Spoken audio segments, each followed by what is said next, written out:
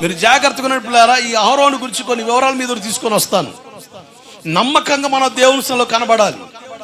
నమ్మకంగా దేవుడు మన కొరకు ఏర్పాటు చేసిన ఏర్పాటు మనం ఉండం, అది ఎంత ఆశీర్వాదమో. అహరోను జీవితమే మనకి చాలా మాదిరికరం. ఈ అహరోను గురించి మీరు కొన్ని వివరాలు తెలుసుకుంటే బాగుంటుంది అనుకుంటున్నాను. బైబిల్ నుంచి కొన్ని విషయాలు చదివిస్తాను. ఎందుకంటే కొన్ని విషయాలు చదివితేనే బైబిల్ ఉన్న సంగతి మీకు అర్థమవుతాయి.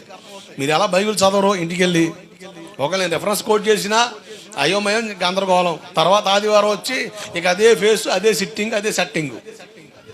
మొన్న ఆదివారి వాక్యం చెప్పాడు అయ్యగారు, నేను ఈ వారం అంతా చూశాను అన్న దాఖలాలు అర్రాకొర కనబడతాయేమో. ఆల్మోస్ట్ అందరూ కూడా అయోమయమే. అయితే కొన్ని విషయాలు బైబిల్లో చదివిస్తాను. చూడండి, మొదటి దినవృత్తాంత పుస్తకం 6వ అధ్యాయం 3వ వచనం. అహరోను తండ్రి ఎవరో ఒక చిన్న మాట అక్కడ రాయబడింది. మొదటి దినవృత్తాంత పుస్తకం 6వ అధ్యాయం 3వ వచనం. అమ్రాము కుమారులు అహరోను, మోషే. ఇంకా ఉంది, కుమార్తె మిరియాము. ఈ మోషే అహరోనులు, అహరోను పెద్దోడు. మోషే కంటే మునుపు మిరియాం పుట్టింది. వీళ్ళ తండ్రి పేరు అమరాము. వీరు లేవి గోత్రికులని బైబిల్ చెప్తుంది. లేవి గోత్రికులు వీళ్ళు. అహరోను పుట్టినప్పుడు బాగానే ఉంది అక్కడ పరిస్థితులు. మిరియాం పుట్టినప్పుడు పరిస్థితులు బాగానే ఉన్నాయి. మోషే పుట్టే ఆ సమయాల్లో రాజుగారు, ఇక ఆ కాలంలో ఫరో, అరే వీళ్ళు పిల్లలు కానీ వీళ్ళ వంశాలు వీళ్ళు అభివృద్ధి చెందుతున్నారా, వీళ్ళు అభివృద్ధి చెందకూడదని సక్రంగా వాళ్ళని కాపురాలు చేయించేవాడు కాదు. అంటే వాళ్ళు ఒక చోట నిలకడ ఉంచేవాళ్ళు కాదు. ఆ స్త్రీలని ఒక చోట పెట్టేవాడు, పురుషులు ఇంకో చోట పెట్టేవాడు. ఇక 24 గంటలు పెట్టి సాకిరే. అయినా కూడా దేవుడు వాళ్ళని ఆశీర్వదించాడు.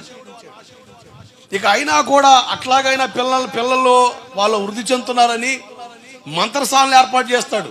ఇదిగో ఆడపిల్ల అయితే బతకనివ్వండి, మగబిడ్డ స్పాట్లో చంపేయండి. కానీ ఆశ్చర్యం, వాళ్ళు హెబ్రీ స్త్రీలు చురుకైన వారని బైబిల్ చెప్తుంది. కానీ వీళ్ళు ఎలాగ మునిపే కానుపైపోయేది. వెంటనే ఇక మగబిడ్డ అయితే దాచిపెట్టేసేవాళ్ళు. అలా దాచిపెట్టే విషయంలో ఒక మోషేకే జరిగింది, కానీ మిగతా వాళ్ళు మొత్తం చంపబడతా వచ్చారు. మోషే పట్ల ఒక ప్రణాళిక దేవుడు అనుకున్నాడు గనక అతన్ని దేవుడు భద్రపరిచాడు. మోషే కాలంలో అటువంటి పరిస్థితులు ఉన్నాయి. అహరోన్ టైంలో, మిరియాం టైంలో లేవు. మనకు డౌట్ వస్తుంది. మోషే గారు పుట్టే టైంలోనే అసలు ఫరో మగపిల్లని చంపేమన్నాడు కదా, మరి అహరోను ఎట్ట పుట్టాడు? మిరియాం అంటే ఆడపిల్ల వదిలేశారు అని డౌట్స్ వస్తాయి. అందుకని చెప్తున్నా, మోషే పుట్టే సమయంలో అటువంటి సందర్భాలు ఏర్పడ్డాయి. అంతకుముందు బాగానే ఉంది పరిస్థితి. జాగ్రత్త పిల్లారా, వీళ్ళ తండ్రి పేరు అమరాము, లేవి గోత్రికులు. ఈ అహరోను పెళ్లి చేసుకున్నాడు. తన భార్య పేరు కూడా ప్రస్తావించబడింది బైబిల్లో. నిర్గమ పుస్తకం 6వ అధ్యాయం 23వ వచనం.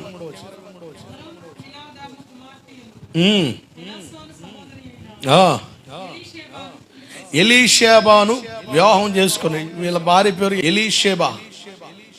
ఎలీషేబా తన భార్య పేరు. అంటే అహరోను గారికి పెళ్ళయింది, పిల్లలు కూడా ఉన్నారు, మగపిల్లలు. ఆ మగపిల్లల్ని కూడా దేవుడు యాజక ధర్మంలోకి తీసుకొస్తాడు. మొత్తానికి ఒక క్లుప్త వివరణ, ఫ్యామిలీ బ్యాక్గ్రౌండ్ చెప్పేశాను. ఈ అహరోను మోషే దగ్గర నమ్మకంగా ఉండడం ద్వారా దేవుడు అహరోనుకి ఇచ్చిన బాధ్యత ఒకసారి చూడండి. నిర్గమాకాండం 28వ అధ్యాయం 1వ వచనం, అలాగే 3వ వచనం. నిర్గమాకాండం 28వ అధ్యాయం 1వ వచనం, 3వ వచనం.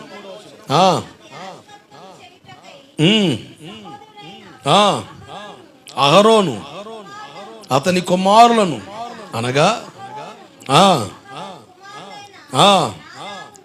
నాదాబును, అబీహును, ఎలియాజరును, ఈతామారును ఇశ్రాయేలులో నుండి నీ వద్దకు పిలిపింపుము. 3వ వచనం. అహరోను నాకు యాజకుడగునట్లు నీవు అతన్ని ప్రతిష్ఠించుదువు. అతని వస్త్రములను కుట్టుటకై నేను జ్ఞానాత్తో నిండిన వివేక హృదయులందరికీ ఆజ్ఞ ఇమ్ము. దేవుడికి స్తోత్రం కలుగునగాక. యాజక ధర్మాన్ని అహరోనికి దేవుడు అప్పగించాడు. ప్రత్యక్ష గుడారం నిర్మాణం అయిన తర్వాత ప్రత్యక్ష గుడారంలో జరగవలసిన యాజక క్రమం, యాజక ధర్మాన్ని దేవుడు ప్రధాన యాజకత్వాన్ని అహరోనికి ఇచ్చాడు, అహరోను పిల్లలకి ఇచ్చాడు.